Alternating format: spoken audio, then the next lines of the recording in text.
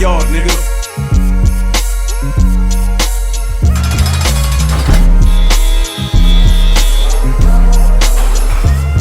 That's why I ran your head through a closet. I mean, you could keep talking about it. I'm just saying that's why, because you were defiant. I'm just saying. That was then. Backing off of what you said. This is now. I grew up. Yeah, I mean, I haven't seen you. I know. You about to see me if you keep bringing that shit up. You know, I'm trying to let it go. You know, keep it big. I'm gonna let it go. But yeah, so like I said, some people just be in. Like when you look at certain artists that come from the hood. Mm. You look at them with you look at them, they millionaires, multi-millionaires, but they just keep getting caught up in shit. They can't help themselves. I mean, yes, you can ultimately blame the environment you grew up in, but the thing is, like, you know you, so you know what's in your heart. So you know if you always had a thing for whatever it is you had a thing for, like, I mean, you could run all you want. That shit gonna chase you. So you saying that is you're basically born with that. It's almost genetic. Damn near. I mean, look at who my mom and my daddy were. What did you expect? Yeah. You know what I mean? So you know. Yeah. Yeah. Like it's literally been passed down from, I mean, in my genes. But I don't agree with that in totality because everything is learned. True. All behaviors are learned. That's why I said mostly, because most of the time, meaning like 51% or more, as far as it being in you. Right. Because a lot of times, most of the time, yes, it has to do with what's going on around you, what you're exposed to. You become a product of your environment. You know what I mean? But the older I grew, I always I made an excuse for myself saying, oh, I grew up like this, or I saw this and I saw that, and like this was all I know. Like dealing was all I know. This is all I know. Streets is all I know. But ultimately, that's what I allowed myself to know. Because I wouldn't think outside the box. I wouldn't use my brain that I had and still have for the right purpose. Right, you know what I mean? Right. I chose to do bad with it. Yeah, I'm good with numbers, so I chose to hustle. Right.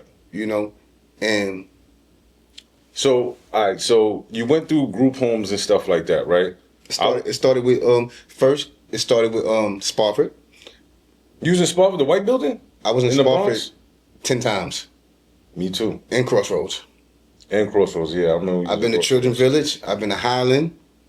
I've been to Rikers Island. Damn, that's crazy. We took the same exact paths. I was somewhere else. You was in Harlem Valley? Nah. Okay. Nah. You talking about DFY joints? Yeah. I was in. And this was Highland, and then when I turned 16, I went to the island. Right, and this was all for hustling.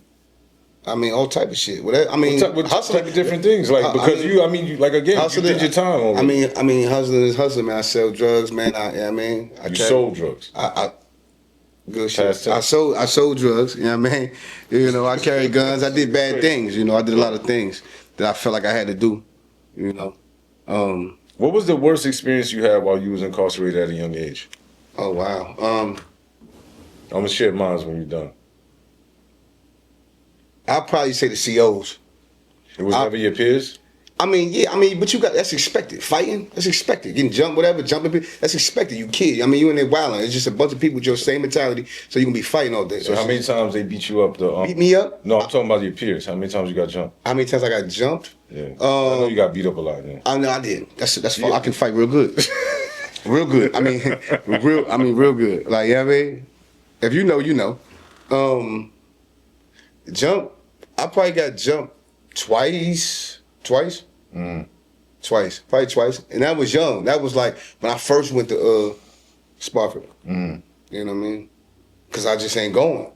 Yeah, you ain't it's with the program. dog in me. I ain't. Yeah. What program? What's that? You're not with the program, nigga. What you know program? what I'm talking I don't about? even know nothing about it. Listen, I know how it go. For the people that's watching that never been in jail, they need to understand what happens inside. First of all, there's a program that dudes that been in there already got in place, right? Certain individuals like ourselves, when we go into these institutions at first, we're defiant. We're not with nothing. We ain't with you taking our clothes. We ain't with you taking our PIN numbers for our phone calls. We ain't with you taking our snacks. Ain't none of that. So we get jumped on multiple occasions until they finally understand, all right, we got to respect this dude.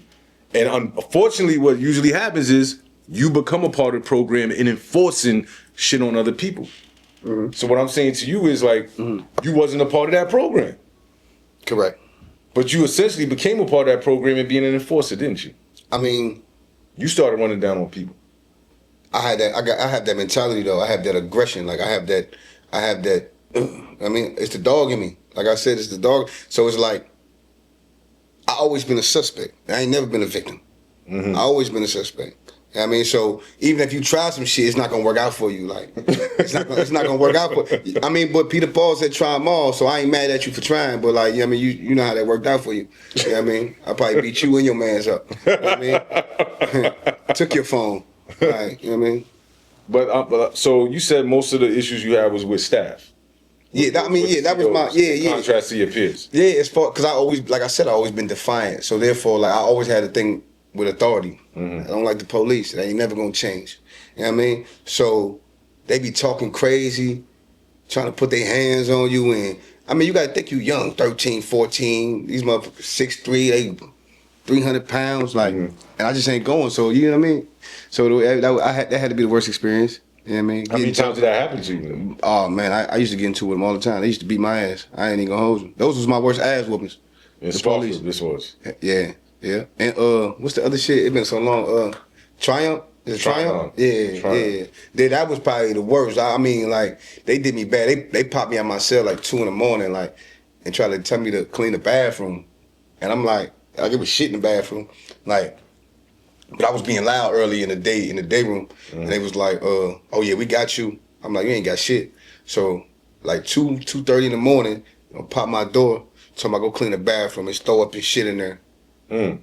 I mean, me being me, I said, "Who the fuck you? I ain't cleaning shit." You know what I mean? So he drugged me out. I ain't even gonna cap. He drugged me out the motherfucking cell into the bathroom, and he was like, "You gonna clean this shit up?" I'm like, "I ain't cleaning shit. You was a bitch." And that nigga hit me so fucking hard, right? Where he hit you up? Man, that nigga hit me in my motherfucking head, then my chest. But when he hit me in my chest, it was like some motherfucking Marvel shit. Cause I ain't gonna lie, I flew back to the shower. That was some more shit. I don't mean to laugh. That's crazy. I mean, I ain't never been hit that hard in my life. Wow. Like, you hear me? I contemplated getting with him for years. I had to get over it. You know, but that probably was the worst. Cause I mean, he hit me harder than I ever got jumped. You know what I mean? Because you got to think when you get jumped by other niggas, I mean, they your peers. So, they hit just as hard as you. Probably not even. They're not grown ass men. Yeah, this nigga, he 35. Right. I'm 15, 14. Damn, bro. I'm sorry you had to go through that shit. But I want to share something with you. You know I got beat up by the cops because of you, right? Yeah, I remember. I remember. You, but see, this is the thing. Let me explain something to you. Like I said, I don't make excuses for my behaviors, and neither should you. I'm about to tell the story. I remember clear as day me messing up the plate area on a visit. All right. I don't know if we was at Green or something. No, I was in Kasaki. Bear Hill? 2001. Kasaki, okay. Yeah, I remember messing up the plate area, and they told you to clean it up. Right. You should have cleaned it up. Like,